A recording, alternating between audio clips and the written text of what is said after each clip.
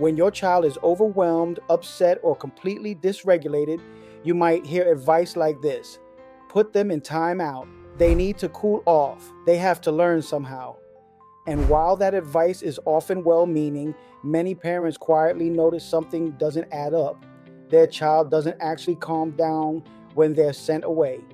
Sometimes the emotions get bigger, louder, more intense. For many children, especially those who experience the world deeply or differently, calming down isn't something they can do alone, at least not yet. Today, we're talking about how to help your child calm down without timeouts and what support can look like instead. This content is for education and reassurance only, not diagnosis or guaranteed outcomes. Ready?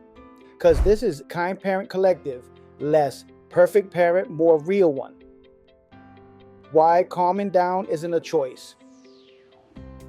When a child is in the middle of a meltdown or emotional surge, their nervous system is often in a stress response.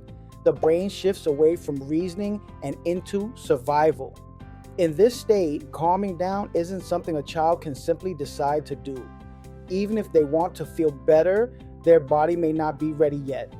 Their heart rate may be elevated, muscles tense, and thoughts scattered. This is why telling a child to calm down often feels ineffective. The tools they need aren't accessible in that moment. Understanding this can help parents move from frustration to compassion. Why timeouts can backfire for some kids. Timeouts are often meant to give children space to reset, and for some kids that space can be helpful. But for others, especially children who struggle with regulation, separation during distress can increase anxiety rather than reduce it. When a child is overwhelmed, being sent away can feel like disconnection instead of support. Instead of calming the nervous system, it may heighten fear or loneliness. This doesn't mean timeouts are inherently harmful. It means they aren't a one-size-fits-all solution, and many children need something different. What kids often need instead of isolation. Many children calm down best through co-regulation, the process of borrowing calm from a regulated adult. This might look like sitting nearby, speaking softly, or simply being present without talking.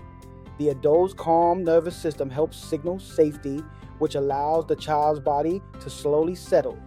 Co-regulation isn't about fixing emotions, it's about supporting the child through them. Staying close without giving in.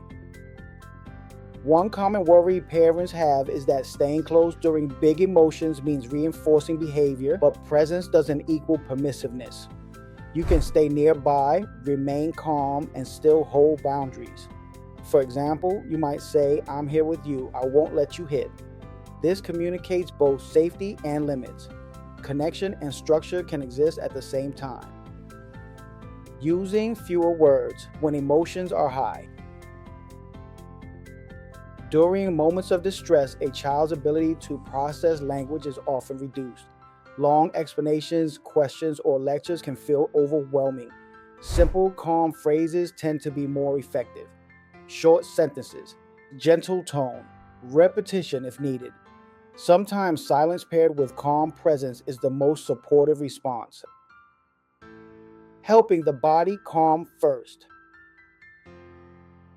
Emotions live in the body. Before a child can think clearly or reflect on what's happening, their body often needs help settling and feeling safe again. When emotions run high, the nervous system is focused on protection, not reasoning, which is why calming the body first can make such a difference. This support might look like taking slow breaths together, adding gentle movement, squeezing a pillow or soft object, rocking slightly, or stepping into a quieter space. These strategies don't need to be complicated or carefully planned. What matters most is helping the child's body move out of that heightened state. And it's important to remember that not every strategy works for every child, and what works one day may not work the next. That flexibility is part of the process. Creating a calm down space without exclusion. Instead of traditional timeouts, some families choose to create calm down spaces that are supportive, optional, and rooted in comfort rather than control. These spaces are not about removing a child from connection, but about offering a place where regulation feels more possible. A calm down space might be a cozy corner with soft lighting, pillows, blankets, or familiar objects that bring a sense of security. The key difference is the tone and intention behind it. This space is offered as a resource, somewhere the child can go to feel better, not as a punishment for having big emotions. Why validation matters more than correction. When a child is upset, hearing "you're okay" or "it's not a big deal" can feel dismissive, even if it's meant to help. Validation doesn't mean agreeing with behavior, it means acknowledging the feeling underneath it. Saying something like, "this feels really hard right now," can help the child feel seen. Feeling understood often helps emotions pass more quickly. After the storm, teaching comes later. Many parents want to teach lessons in the moment, but during emotional overload, learning doesn't stick. Once the child is calm again, that's when reflection becomes possible. Talking about what happened, what helped, and what might help next time can build skills gradually. Timing matters just as much as content. What professionals often emphasize. Many child development specialists emphasize that regulation skills develop over time and through repeated experiences of support. They often encourage parents to focus less on immediate behavior correction and more on helping children feel safe enough to recover. Over time, children begin to internalize these calming strategies. This process is gradual, and that's normal. Supporting yourself as the parent. Helping a child calm down without timeouts can be emotionally demanding. Parents may feel triggered, overwhelmed, or unsure. Taking care of your own regulation matters too.